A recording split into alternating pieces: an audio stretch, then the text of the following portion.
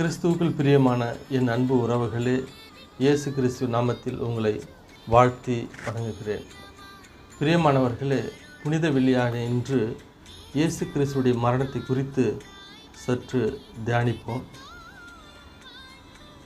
ஒரு சகோதரர் என்னோடத்தை கேட்டார், இயேசு கிறிஸ்து கடவுள்னு சொல்கிறீங்க, அவரையே சிலுவையில் அறைஞ்சிட்டாங்கள்ல, அப்போ பாவம் மன்னிப்பதற்காக உலகத்துக்கு வந்தார்னு சொல்கிறீங்க, ஏன் அவர் தான் கடவுளாச்சே, பாவத்தை அப்படியே மன்னிச்சுட்டு போயிடலாம்ல, அவர் எதற்காக இந்த உலகத்துக்கு வந்தார், ஏன் செத்தார், ஏன் சிலுவையில் அறைஞ்சாங்க, அவரையே பிடிச்சி சிலுவையில் அறையிறாங்கன்னா அவர் எப்படி கடவுளாக இருக்க முடியும்? இந்த மாதிரியான கேள்விகள்லாம் என்னோடு கூட இருக்கிற சகோதரர்கள், பிற மதத்தினர் என்னோடு கூட கேட்கிற சில கேள்விகளை தான் இது.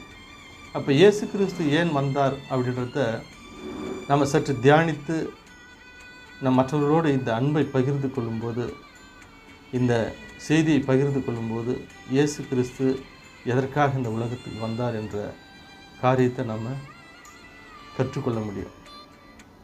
3 காரியங்கள் இதிலிருந்து நம்ம கற்றுக்கொள்ளலாம். முதலாவது, இரத்தம் சிந்துதல் இல்லாமல் பாவ மன்னிப்பு இல்லை.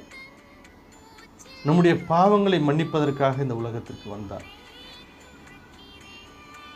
இரண்டாவது, மரணத்தை அழிப்பதற்காகவும் நம்முடைய ஆத்துமாவை உயிர்ப்பிப்பதற்காகவும் உலகத்திற்கு வந்தார்.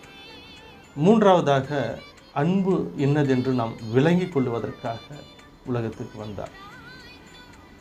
அப்போ முதலாவது காரியத்தை நாம் தியானிப்போம். நம்முடைய பாவங்களை மன்னிக்க உலகத்திற்கு வந்தார். ஏன் அவர் கடவுள் தானே, அப்படியே அவருடைய வார்த்தையை சொன்ன, இன்றிலிருந்து பாவம் இந்த உலகத்தில் இல்லைங்க, எல்லாம் பாவம் மன்னிக்கப்பட்டது என்று அவர் கட்டளையிட்டு அழிச்சிட்டு இருக்கலாம்ல, எதுக்கு அவர் உலகத்துக்கு வந்து நம்முடைய பாவங்களை மன்னிக்க வேண்டும்? அப்படி சொல்லியாச்சுன்னா அவர் கடவுளே இல்லைங்க. கடவுளே ஒரு கட்டளை கொடுத்துட்டார், இரத்தம் சிந்துதல் இல்லாமல் பாவ மன்னிப்பு இல்லை என்று ஒரு கட்டளையை கொடுத்த பிற்பாடு, இரத்தம் சிந்துதல் இல்லாமல் பாவ மன்னிப்பு இல்லை என்ற இந்த கட்டளையை அவரே மீற முடியாது.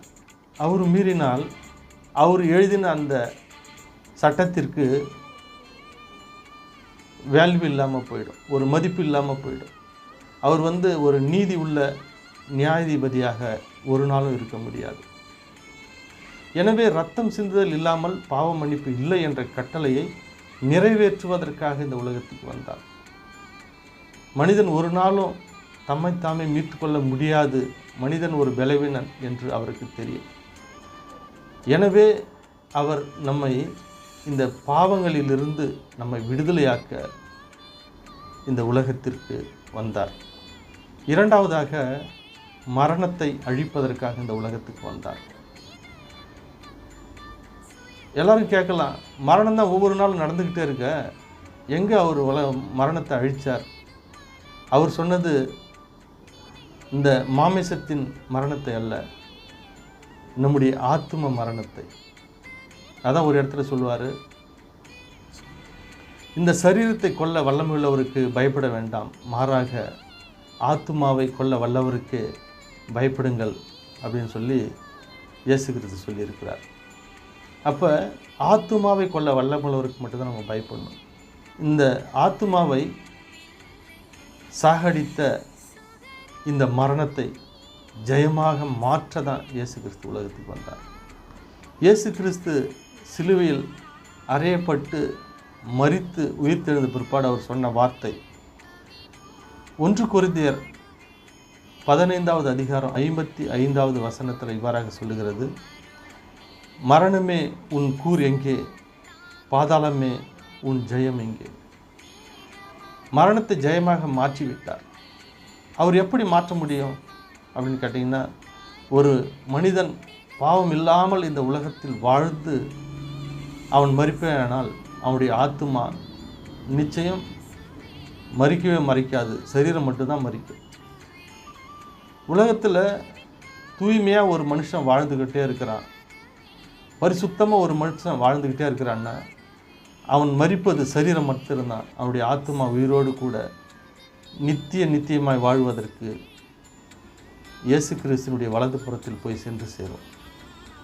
அப்போ நாம் வாழ்கிற இந்த நாட்களிலே நம்முடைய ஆத்துமா மரணிக்காமல் பார்த்து கொள்ள வேண்டியது நம்முடைய கடமை. அப்போ மரணிக்காமல் நம்மளால் பாதுகாத்து கொள்ள முடியும்னா அது முடியாதுங்க. ஏன்னா பாவமான இந்த உலகத்தில் நொடிக்கு நொடி, நிமிடத்துக்கு நிமிடம் பாவை நம்மை சுற்றி கொண்டே இருக்கும், நம்மை விழத்தள்ள பார்த்து கொண்டே இருக்கும். அதுதான் சொல்லுது, சாத்தான் கெர்ச்சிக்கிற சிங்கம் போல எப்போ விழுங்கலாமோ என்று சுற்றி திரிகிறான். அவன் நம்மளை விழுங்கிறதுக்கு தான் பார்ப்பான், நம்முடைய பாவத்தில் விழத்தள்ள தான் பார்ப்பான். அப்போ நம்மளுடைய ஆத்மாவை நம்ம மரணத்தில் நின்று நம்முடைய சுயத்தால் ஒரு நாளும் பாதுகாத்து கொள்ள முடியாது.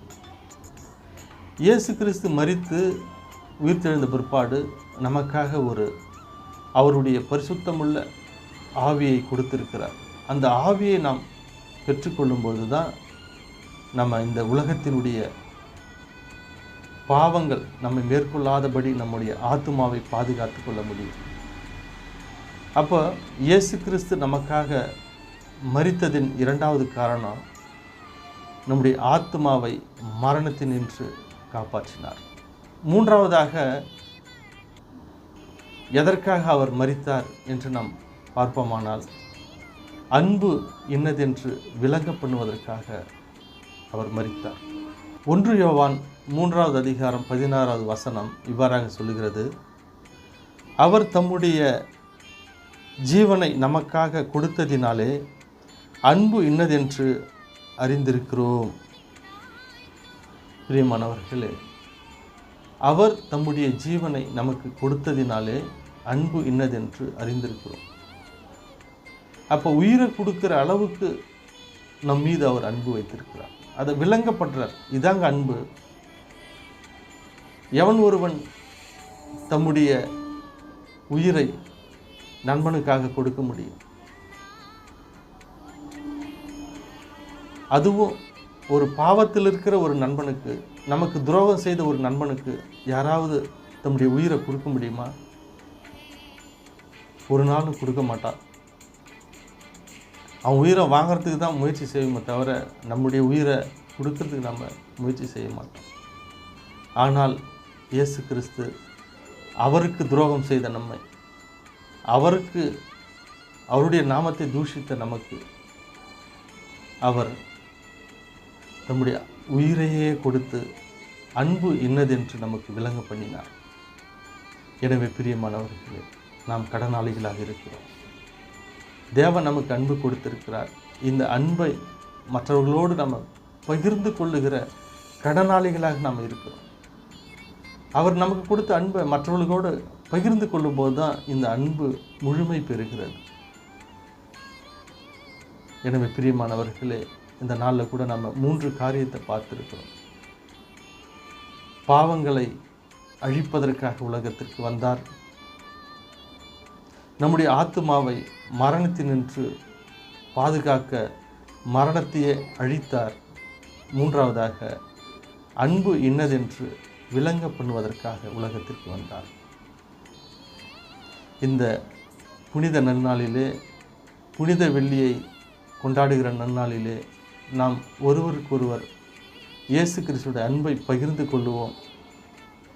அவர் எதற்காக வந்தார் என்பதை நாம் மற்றவர்களோடு பகிர்ந்து கொள்ளும்போது தான் தேவனுடைய அன்பு இன்னதென்று அவர்கள் விளங்கிக் கொள்வார்கள். 1 யோவான் 3:16 இவ்வாறாக சொல்லுகிறது, என் பிள்ளைகளே, வசனத்தினாலும் நாவினாலும் அல்ல, கிரியையினாலும் அன்பு கூற கடவீர்கள். வசனத்தாலையும் நாவினாலையும் அல்லங்க, ஒன்லி நம்முடைய வார்த்தையால் அன்பு இப்படி செய்யணும், அன்பு அப்படி செய்யணும் என்று சொல்கிறதால மாத்திரம் இல்லை, போதிக்கிறதால மாத்திரம் இல்லை, அதை கிரியையால் செய்து காண்பீங்க அப்படின்னு சொல்கிறார். நான் எப்படி சிலுவை மரத்தை சுமந்து உலகத்தின் பாவங்களை சுமந்து தீர்த்து அன்பு இதான்பா அப்படின்னு சொல்லி நான் உங்களுக்கு சொல்லி கொடுத்தனோ, அதுபோல் மற்றவர்களுடைய பாரத்தை நீங்கள் சுமந்து, மற்றவர்கள் நமக்கு செய்த துரோகத்தை மன்னித்து, நீங்கள் நிறைவாய் இருக்கும்போது அந்த நிறைவை குறைவாய் உள்ளவர்களுக்கு கொடுத்து, இயேசு கிறிஸ்துவினுடைய நற்செய்தி அறியாதவர்களுக்கு அவருடைய நற்செய்தி அறிவித்து மன அழுத்தத்திலும் நோயிலும் இருக்கிறவர்களுக்கு எண்ணெய் பூசி நீங்கள் ஜெபம் செய்து அவர்களுக்கு விடுதலையை கொடுத்து அன்பு என்னதென்று விளங்க பண்ணுங்கள். இயேசு கிறிஸ்துடைய அன்பை கிரியையினால் நிரூபித்து காட்டுங்கள். கர்த்தர் உங்களை ஆசீர்வதிப்பார். இப்பொழுது தலைகளை தாழ்த்தி ஜெபிப்போம். எங்கள் அன்பும் இரக்கமும் நிறைந்த எங்கள் அன்பு தகப்பனே, நீர் சிலுவையில் மரித்து எங்களுக்காக அன்பு என்னதென்று விளங்க பண்ணினீங்கப்பா.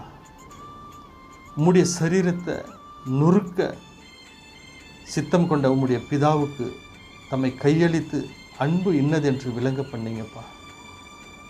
அதை போல நாங்கள் உம்முடைய வார்த்தைகளுக்கு கீழ்ப்படிந்து அன்பு இன்னதென்று நாங்கள் மற்றவர்களுக்கு விளங்க பண்ண எங்களுக்கு கிருபை பாராட்டுங்கப்பா. எங்களுடைய சரீரத்தையும் எங்களுடைய இச்சையையும் எங்களுடைய பாவத்தையும் மேற்கொள்ள தேவையான பரிசுத்த ஆவியின் வல்லமையை எங்களுக்கு கொடுத்து ஆசீர்வதிங்கப்பா. தொடர்ந்து நாங்கள் கிறிஸ்துவுக்குள்ளாக கிறிஸ்துவின் பாதையில் நாங்கள் ஓட எங்களுக்கு பலன் தாரும். இயேசுவின் நாமத்தில் ஜெபம் கேளும் நல்ல பிதாவே, ஆமேன் ஆமேன். பிரியமானவர்களே, இயேசு கிறிஸ்துவின் இந்த புனித வெள்ளியை நாம் சிறப்பாக மற்றவர்களோடு அன்பை பகிர்ந்து கொண்டு மற்றவர்களுக்கு வெளிப்படுத்துவோம். இயேசுவின் நாமத்தில் வாழ்த்துகிறேன். ஆமேன் ஆமேன்.